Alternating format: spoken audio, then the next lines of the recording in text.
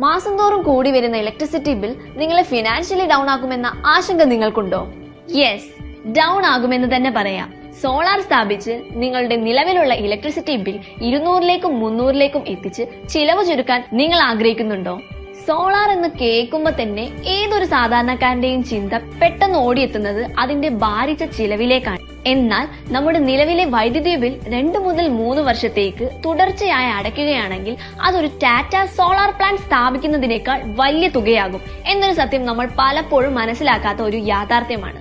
Solar സ്ഥാപിക്കാൻ ആഗ്രഹമുണ്ട്, എന്നാൽ സാമ്പത്തികമായി ബുദ്ധിമുട്ടുന്നവർക്ക് ബാങ്ക് വായ്പ ഉപയോഗിച്ച് ടാറ്റ സോളാർ സ്വന്തമാക്കാനുള്ള അവസരം സോളാർ ടെക് നൽകുന്നുണ്ട്.